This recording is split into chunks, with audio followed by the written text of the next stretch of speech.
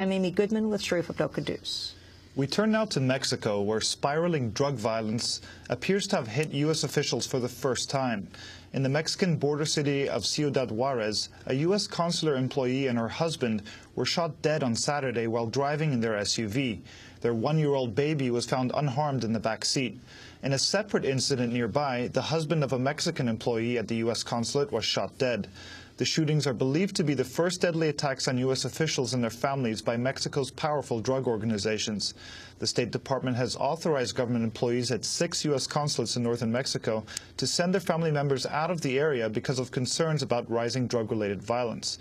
The FBI, meanwhile, has sent a team of agents to investigate the killings. Overall, nearly 50 people died over the weekend in Mexico in drug gang violence, the latest victims of a conflict that's killed nearly 19,000 people since Mexican President Felipe Calderón took office in 2006.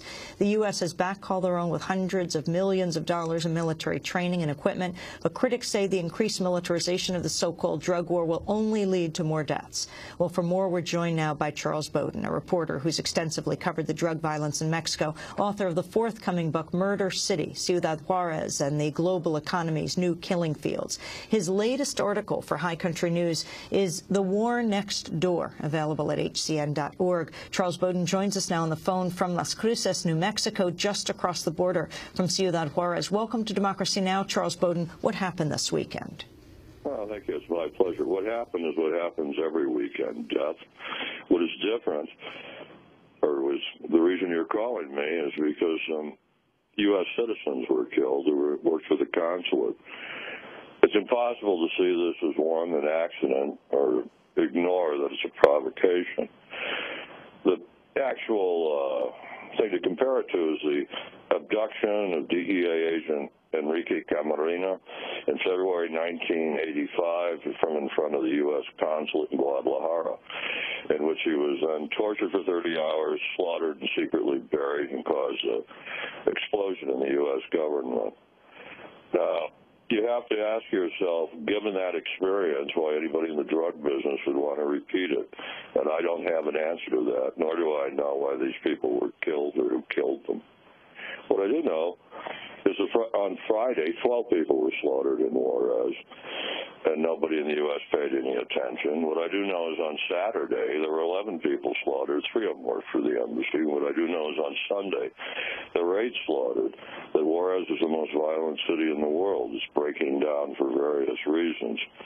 What our response will be, I suspect, is more of the same. We'll try and shore up the Mexican military, which has been killing people in the city busily for a year now. There's hundreds of official complaints filed with the Human Rights Office in the government.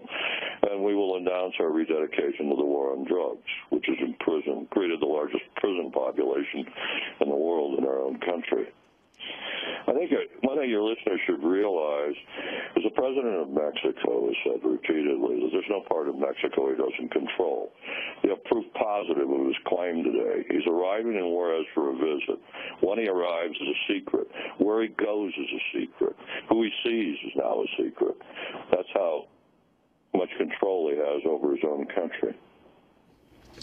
And President Obama denounced what he called the brutal murders of these people in Juarez.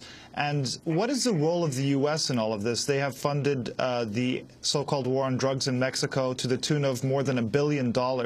Where does this money go, and what is the role of the Mexican military in all of this? Well, where the money goes, mainly if you look into it, we're selling them our hardware. This is part of our beloved military-industrial complex. That's what they get for the money.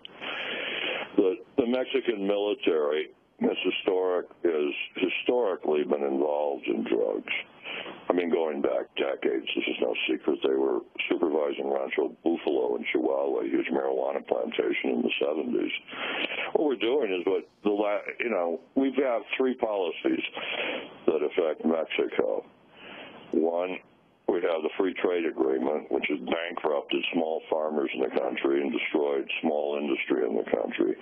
2, we have an immigration policy, which means a Mexican would have to live 150 years to get a visa to move to the United States, which has unleashed the largest human migration on Earth. And 3, we have our war on drugs.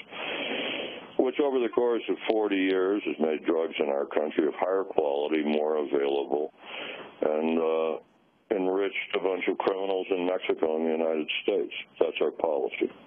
And can you paint a picture of Ciudad Juárez? How has it changed over the years? Well, you know, what's changed is, this is simple.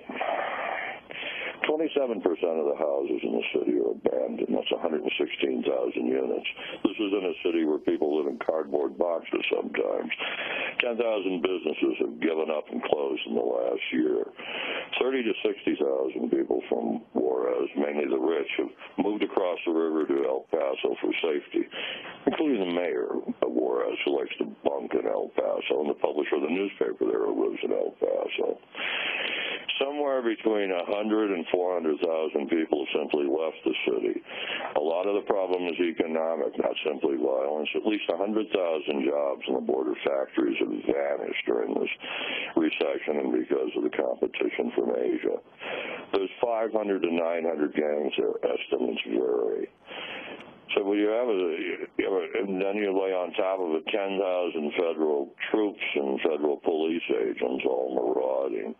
You have a city where no one goes out at night, where small businesses all pay extortion, where 20,000 cars were officially stolen last year, where 2,600 plus people were officially murdered last year, where nobody keeps track of the people who have been kidnapped and never come back, where nobody counts the people buried in secret burying grounds when they, in an unseemly way, claw out of the earth from time to time. You've got a disaster. And you have 1 million people, too poor to leave, imprisoned in it. And they're going to be the people that the Mexican army and the Mexican police will make sure the president never meets today when he descends on Juarez for his third official visit. That's the city.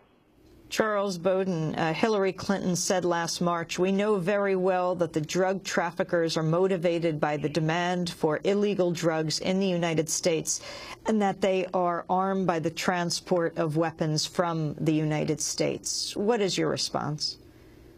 Well, to start with, drugs are sold in the United States because we have customers. That Hillary Clinton doesn't think American citizens can consume substances she doesn't approve of. As far as the guns, that's an open question. What you're referring to is an ATF report, which tracked guns that have been seized in Mexico. In that report, somewhere between 20 and 40% came from the U.S. The reason we don't know where the others came from is the Mexican army who has seized them won't let ATF agents examine them. Now, what you have to understand is in a 6-year period, out of an army of 250,000, about 150,000 deserted. I suspect some of the boys and girls that fled the Mexican army took guns with them. If you shut down every gun shop in the United States, criminals in Mexico would still be armed. So what